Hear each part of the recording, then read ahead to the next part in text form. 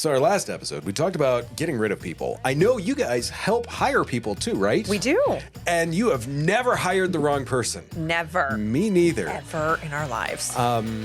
If you We're believe perfect. that, we both have bridges that we would like to sell you, maybe some oceanfront property in Arizona or wherever. Yes.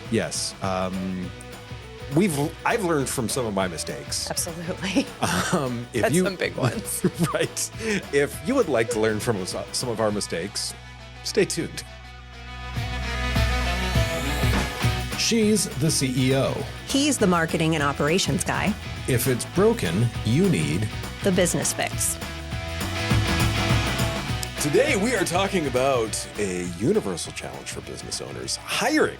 Yeah, But, finding the right people. Yeah, finding the right people. But what's interesting going on? Is there anything good, great, or exciting this week? I was Or going to say the last episode when you asked me what's going on, I'm like, I'm just glad it's going to be just over. I sound terrible.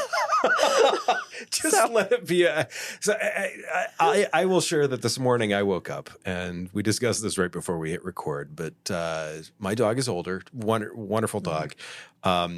He hides in the basement when there's thunder or lightning, and he just sees the flash of light, and he's like, "Nope, I am out." Poor guy. I usually wake up at 4 o'clock in the morning. I go downstairs. I'm usually in the gym lifting, and this morning all I was lifting was paper towels and disinfectant spray because the got dog sick. had a little bit of an upset stomach. So that is how my morning started. So the day can only get better, right? My day's been stellar. Right. It's freaking great. Right. I'm just happy. Right. So when I say I had a shitty start to the day, I 100% did. You did. Yeah, my day's fine. Yeah, good. Glad to hear that. So, hiring. Yes. Stats I got: 74% of employers admit to making wrong hiring decisions. I feel like that number's low. 26% of people are lying. 80% of employee turnover is actually attributed to poor hiring choices. Oh, heck yeah. Yes. Agree. I think early on, 100%. Absolutely. I agree with that. You've got reduced, the cost that you're getting with this, reduced productivity, delayed projects, team morale takes a hit when you hire the wrong person. Gosh, yes. And when you have to say goodbye. We talked about goodbye. Yes. Or if it's a constant revolving door. That's even that's worse. That is even worse. So, look, you guys, you help people hire. Yeah. You have to hire for your own company. We do. What are some bits of strategy that you have that, like, you say, look, these are the guidelines that we have to use? Yeah. I think some of it, especially as a business leader, is you have to go from being reactive to strategic and stop looking at hiring and operating in constant urgency. Because I think oftentimes we got to have somebody now.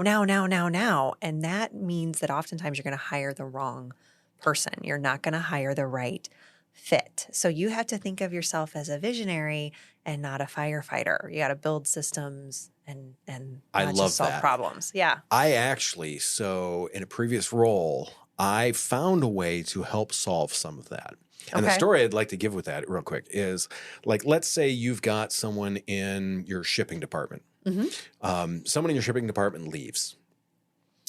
So now the shipping manager, who's already probably working 50-hour weeks, is now taking over that person's job. Yes. And so many companies are like, by the way, go find a great person.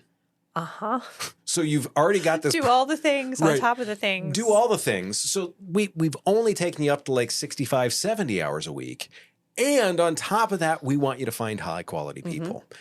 We developed a top down, like, we go to the middle managers and say, here's 4 resumes. We have already vetted them. We have talked with them. Yes. We've had a round of interviews.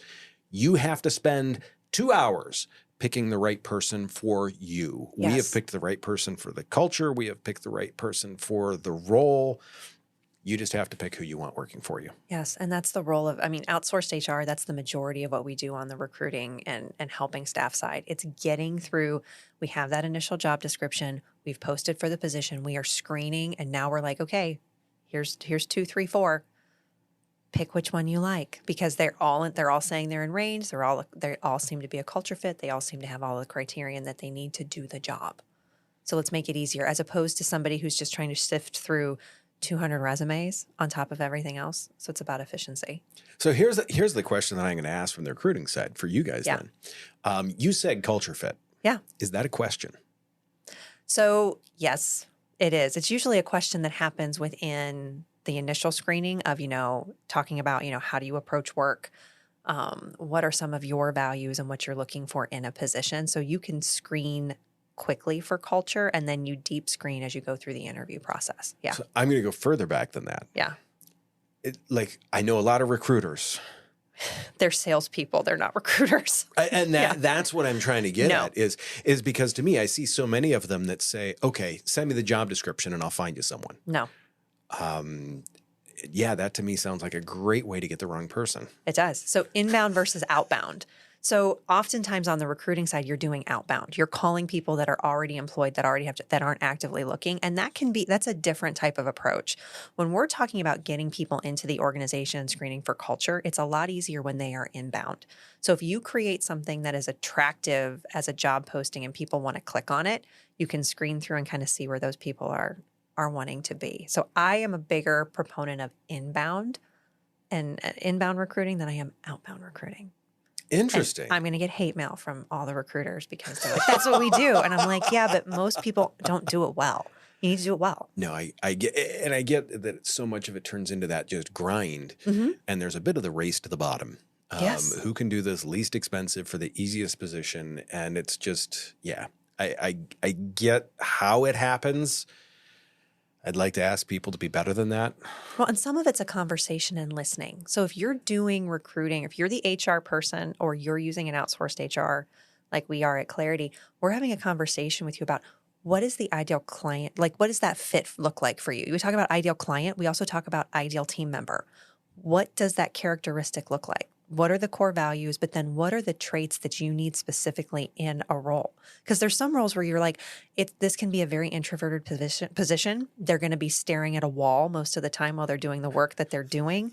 I need someone who can do tedious work and not feel burnt out. So that's going to be a different screening than I need someone who's customer facing and can talk to everybody. So you can't have an extreme introvert work your front desk if they're going to greet 250 people every day. That's going to be really awkward. So it's how do you fix it? How do you meet the right person? Where's the receptionist? In the bathroom again? She's hiding and crying because she has to talk to people. Like that's not going to work. And also as the person that's doing the initial screening, you're asking questions that can kind of give you the idea of do they even understand what they're doing? So like there's some things that we'll screen for where they're working out in oil fields. And it's like, okay, we've got a couple questions where we're going to ask about, well, tell us how this works. And they've got to explain it. And if they don't answer the question with some semblance of they know what they're talking about and we know what those things are, then we're not going to move them forward. I love that. So there was I'm going to bust out the hiring story here. Hey. My dad in the mid 60s was trying to get hired by a company.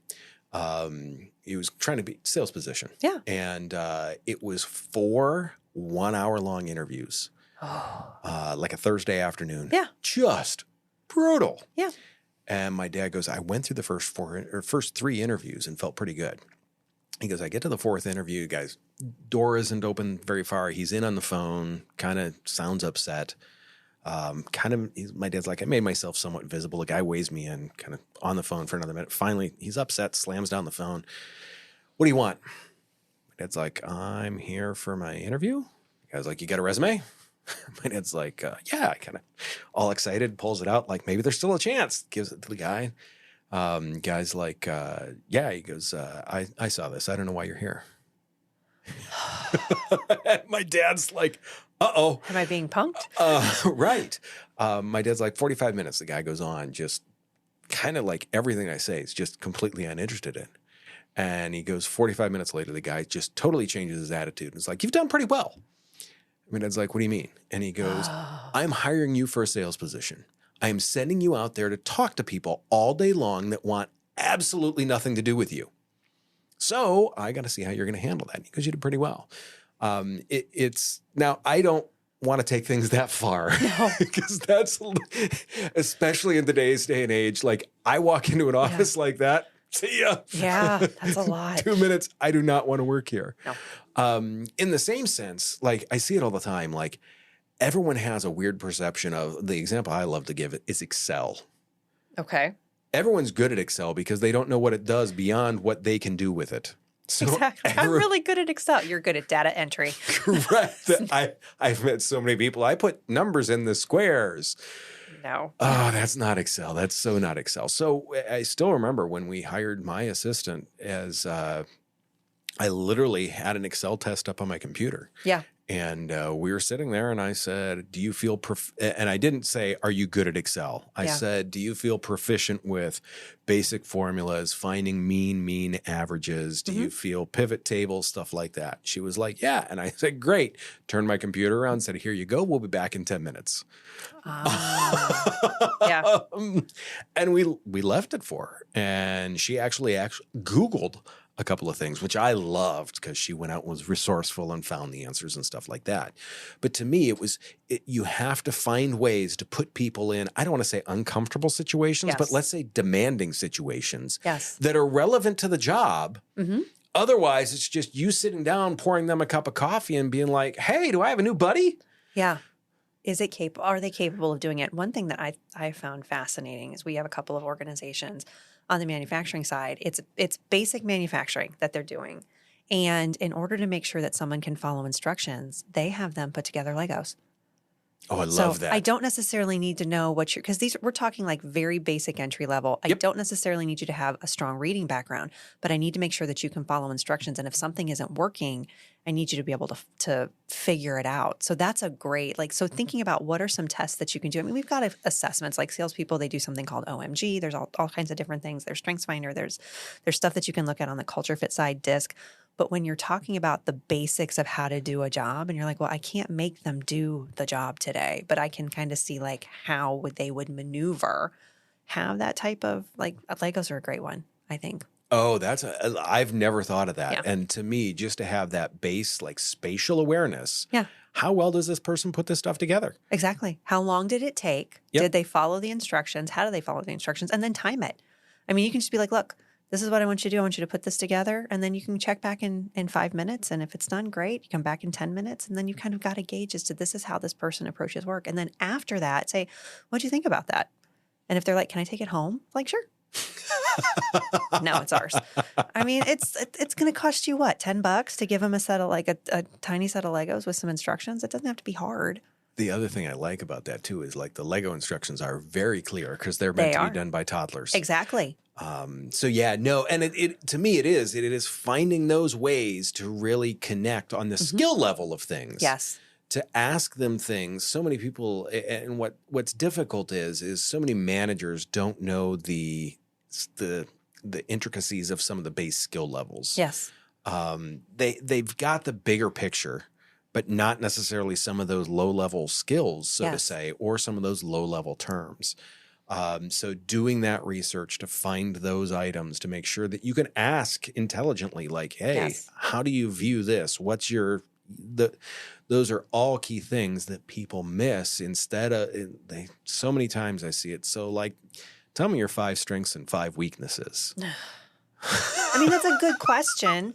But is it a question that's really going to be, no, is it going to be valuable to help you do the job? No, it's good if you're talking about training for leadership. If I'm hiring somebody who's a manager, I do want to know, tell me the 5 things that you really love doing at work. Tell me the 5 things that you absolutely don't. And if somebody says, I don't ever want to do dishes or ever have to clean up after anyone ever, that's not a servant leader to me. So if they're like, I don't ever want to have to clean up about something, that's what an assistant is for, red flag. Don't say that. So if anybody's listening that wants a job with Chrissy, don't say, I don't want to ever have to clean up after myself. It's just not okay. It's not, you're not getting hired. It's interesting because I don't like the 5 questions, but I see, I mean, you've given me the value of it. 5 or the 2 things. 5 is a lot. Give me 2. Yeah. Give me 2. The only other thing the reason why I like the tell me things that you're not good at, everyone's going to give you the Michael Scott answer. I care too much and I try too hard. Yeah. And after that, what else? Right. Tell me more. Right. Is to me the thing that I like to see with those at least is some self-awareness. That is the value there. I mean, when I say, what are your strengths? I feel like, okay, did they get to brag? No, and for us, we do an assessment of that. So tell us what we do StrengthsFinder with part of Gallup. So I don't need you to tell me what your strengths are. I want you to tell me what you like doing. Because there is I like it and I'm good at it, but there's I'm good at it and I hate it. And there's some things that people be like, we want to hire you. If I was being interviewed, God help them if I'm not employable. Neither one of us. No. That's why we're doing this But podcast. they're like, you're really good at that. We want you to do it. I'm like, but I hate it. I think it's really important to see that because then you can see the growth too on somebody's resume where they're like, yeah, I used to manage a sales team. That was really hard and I don't like doing that. I'm good at it. We grew by X amount, but I don't want to do that anymore. That's why I'm looking for another job. This is really what I would like to do and I'm good at it. Like those are qualifying questions. Tell me a situation where you handled X. So those types of situational, but make them very quick and don't allow them to just think for 5 minutes. Like if they can't figure it out, pivot and ask something else because that's telling you that they're just going to like, if somebody can give you an answer immediately, they're probably lying to you. And if it takes them more than 30 seconds to come up with a situation, they're glitching and you just got to move them on because it's just not going to work. So it's often said that people don't leave jobs. What do they leave? They leave people. They leave managers. Yep. Yes. When someone's looking for a job, Mm-hmm. and that's the case, you're pretty sure that's the case, but they won't say it. What are your thoughts on that? What opportunities are you looking for someone who leads you? Interesting. That's a question that I would ask. And here's the other thing that I will say. There are people who will tell you why they left every job and they will have something negative to say about every job that they left. We talk about red flags. If they cannot say something nice about any of the organizations that they've worked in before, they're going to say the same thing about you in the next interview. And I would just say, move on from that person. That brings me to something else that I always find interesting is I find so many parallels between work and dating or relationships. And that's one of them. Mm-hmm. It's the same thing. When, from a male perspective, if she says all of her exes were crazy, it was not all of her exes. I've always been underappreciated. Oh, boy. Oh, boy. Right. No one has ever truly valued me. Correct. If they're saying that in the interview, move. No. Yeah. Move on. Move on. Yeah. No, thank you. It's so funny. What I have found too is from people that are looking for jobs, most of them are not always salesmen. They're not salespeople. No. And this is the one time that they're trying to sell themselves. Correct. And what I feel like the problem is so many people have this expectation. It is the same as a relationship. If I don't get this, I failed. No. The problem is you may be the most qualified candidate. You may not be a good fit. Correct. And I see it so many cases where people hire off of the resume alone. And I am like, ugh. I mean, we had my assistant, once again, we had someone that was unbelievably qualified. Woman had a resume that, just read like a dream team. And we ended up not hiring her because the woman that we ended up hiring, I still talk with her to this day. Just a phenomenal human being, got an amazing amount of stuff done. There were times where I'd be halfway through a sentence and she's like, already working on it. What else do you want? Yeah. Someone else may have a better resume, but boy, let's go for that fit. Exactly. And she never said anything bad about any of her former employers. That's always a good sign. And she worked in fast food most of the time. Okay. So yeah, it's funny you say that because I make a lot of those parallels. When people talk about like probationary periods and stuff like that, it's tough because you are literally trying to figure out how, like, you're going to spend the rest of your life with this person. Yeah. Theoretically, not really. It's more like 2 years, 2 to 4. 2 to 4. You should plan on spending the rest of your life with that person. Okay, fine. There's less paperwork involved. Ideally. Right. As long as you do this correctly, there's less paperwork involved when there's a separation. But to me, people don't spend enough time on looking at that, and they aren't intentional about looking at that. No. It's like, hey, we need someone, you're someone, come on aboard. Yeah. So there's two different aspects to it. And I think we've talked about this before. I get frustrated with business owners that treat hiring like last call at the bar. Yo, 100%. And we're not going home lonely. So we're going to hire whoever has a pulse. Yep. Even you're there. Do you want to work? You want to work here. Like, we're just going to hire you. And then they're a hostage and you're a hostage and it doesn't work. The other thing is when people are so slow to hire. All the And time. they are the slow boat to nowhere. And people are like, there's an example in some of the things that when I'm teaching and doing things for business owners, and kind of I've done a couple of talks in the last couple of weeks, we talk about how you need to be a speedboat and not a cruise ship. So Ooh, I like that. Yes, because you're competing against the rest of the market. And oftentimes, if you're a small business, you're competing against larger employers and they move fast because they have a set process.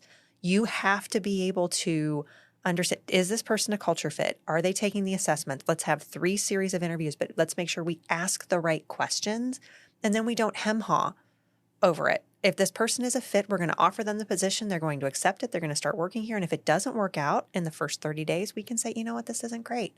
Thank you for your time. You're just not a fit. Let's move on. Do not wait. If you think you've got a good person, I'm going to wait 3 more weeks and see if we get any more resumes. That person is gone. And now you're trying to figure out who you're going to hire and nobody's applying. Now, the job market's made some changes in the last 2 months. We've seen a tremendous shift with people entering the market actively. The other thing I would say is if you're hiring for an entry-level position and you're trying to hire someone who's never worked in your field, there are certain things that you're probably going to want to look for. So if you're in sales, one of the things that you look for is team sports. Did they have any experience in team sports? Because they're used to a lot of things coming at them and they like to win.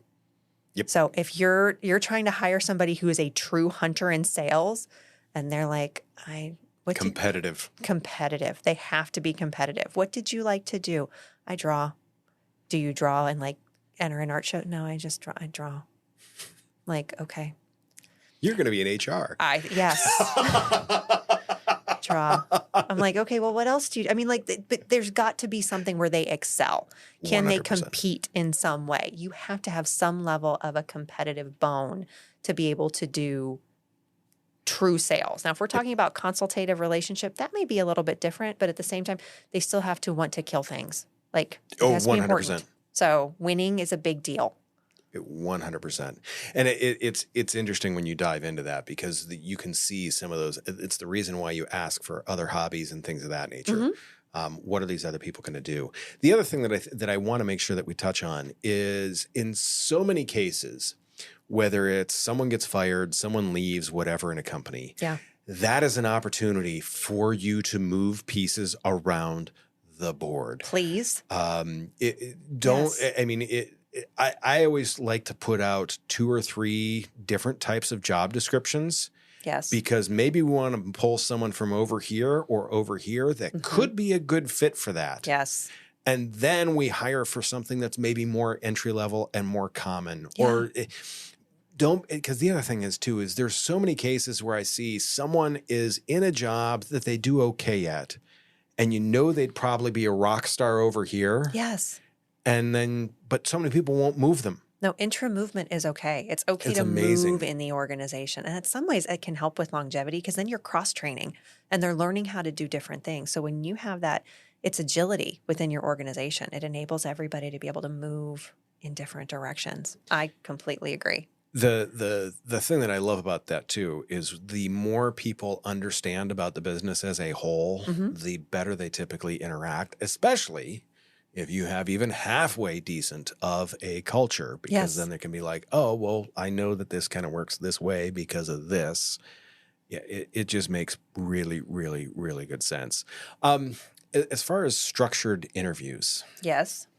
I'd like to hear your take on that. Like, is there a sheet that is just, these are the 10 questions we're asking? It depends. It depends on the organization. It depends on the role. And it depends on the level of understanding and maturity of the people that are doing the interviews. Sure. If it is your first time or you're a new manager, we're going to give you these. This is how you do it. These are 9 questions. This is your good luck. These answer, and we're probably going to have somebody in there shadowing to make sure that you're asking things the right way because there's certain things you cannot ask.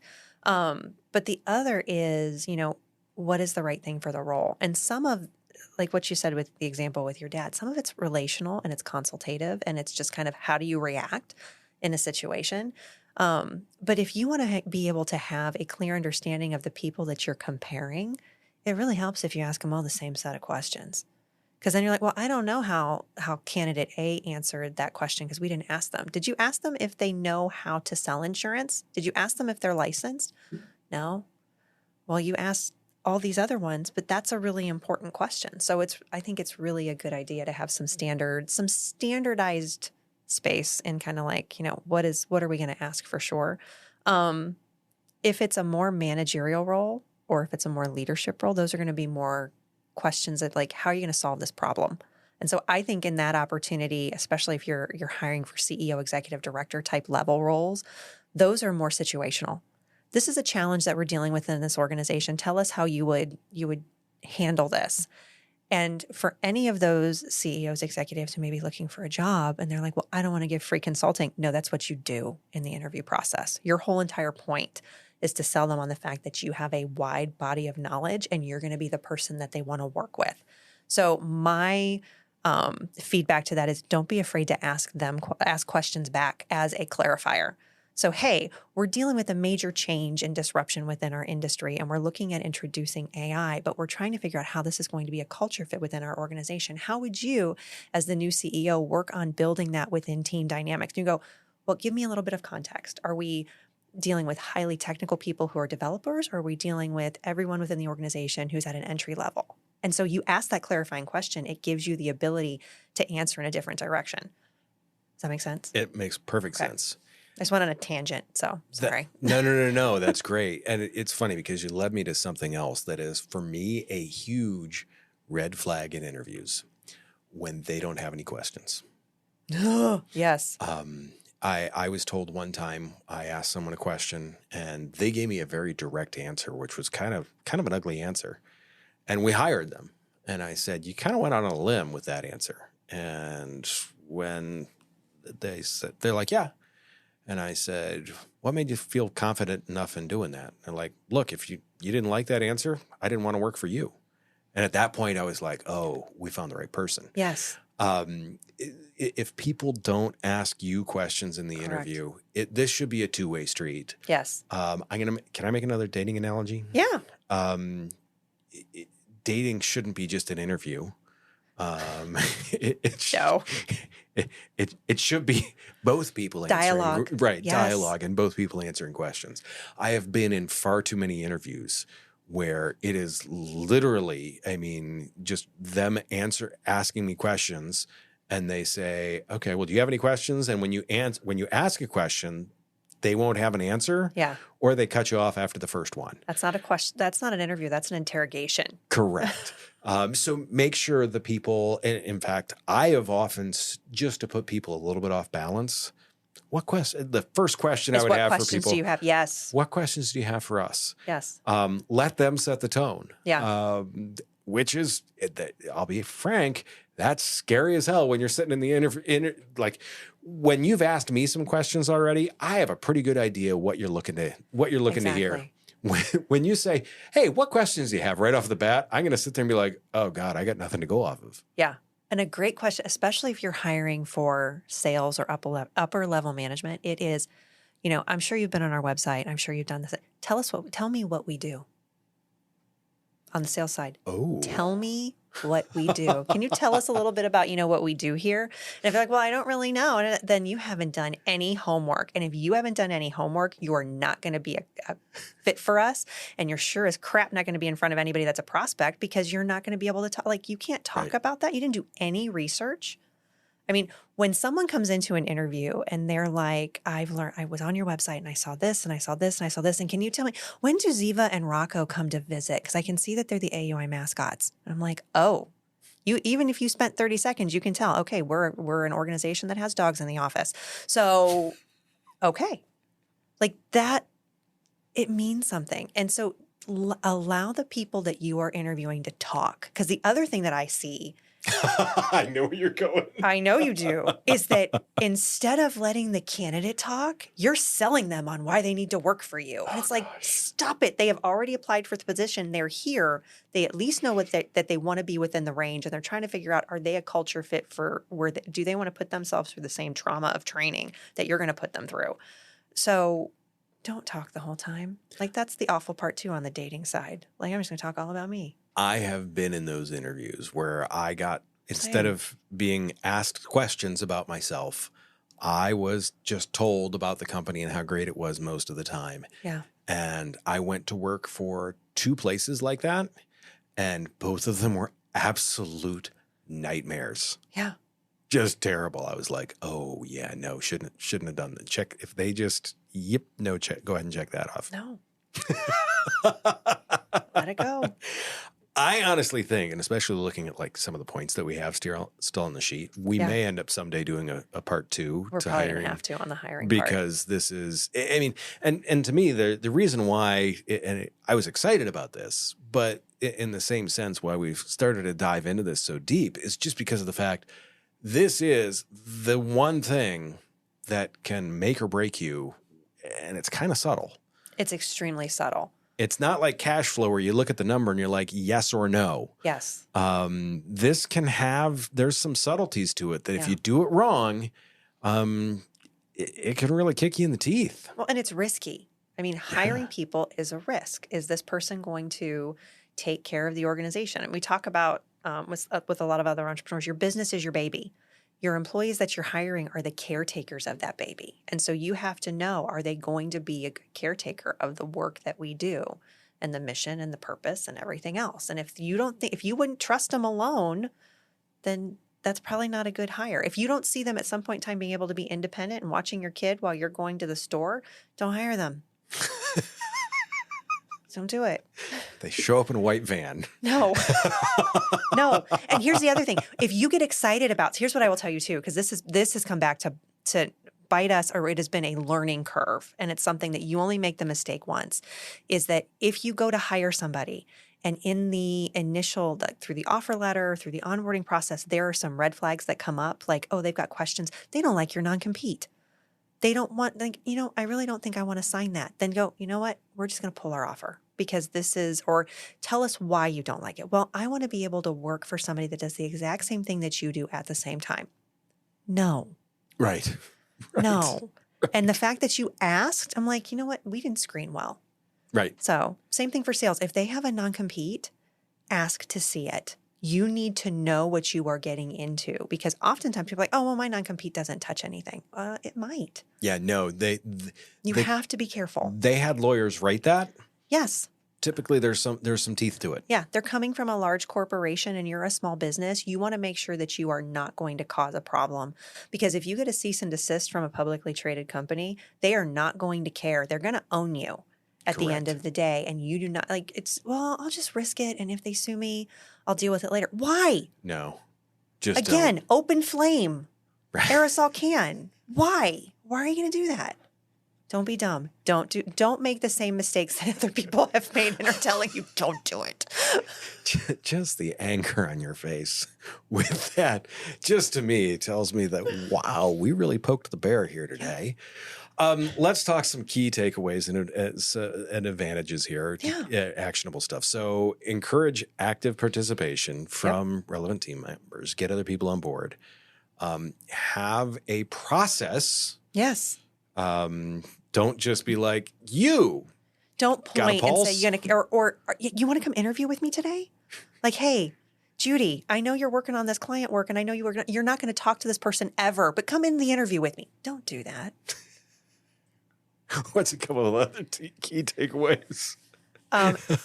Take notes, pay attention in the interview. Actually listen to what the person's saying and then follow up. Been through it where they're texting. Gosh, don't be as interested. I mean, and solicit feedback, evaluate effectiveness of your hiring process. Because sometimes, if you have somebody come in and they've been there hey, tell us how the hiring process went for you. And they're like, it was awful. And they're like, okay, tell us more. How can we fix it? And then follow up. I was about to say follow up is biggest one. If you're going to hire somebody, great, extend the offer. If you're not going to hire that person, let them know. Don't ghost them. like a bad dating app, talk to them. Let them know they're not a fit. It's okay. Because the other thing is, if they're calling you going, I think I'd like to work here. I think there is the other way around. They can be a stalker. And we've had that happen. Actually, that was this week. And we're like, you're not going to work for us because you're creepy.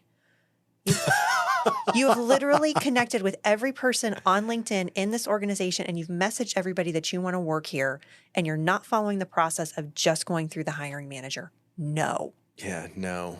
I'm all about creativity, but I am too, but there is a fine line between creativity and stalking, and that's not okay. No, it's not. So what's one common this is going to be a quick shot. One common misconception about hiring efficiency that you would like to debunk? It's a speedboat, not a cruise ship. I like that. Mm-hmm. But I will turn that on its head a little bit. Yeah. Don't spend 2 hours hiring them and spend the next 2 years trying to fire them. Oh, no. Spend the time. Or you spend... Do it quickly. You spend 2 months hiring them and then 2 days training them. Don't do that either.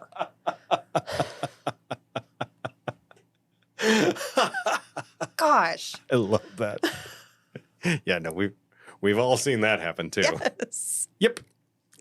All right. What's the most surprising positive change you've seen in a business after they've overhauled their hiring culture? To me, it was at the truck dealership. We got so much better people. Yeah. Because my assistant and I went to the hiring manager and said, here's 4 candidates, not you go post the ad on Indeed. You go do all this. No, they don't need to do that. No. Not to mention, when you get marketing and HR talking together to work on that, oh my gosh. It's fantastic. It's a big unlock because HR does not do a good job they write HR job descriptions, not marketable job descriptions.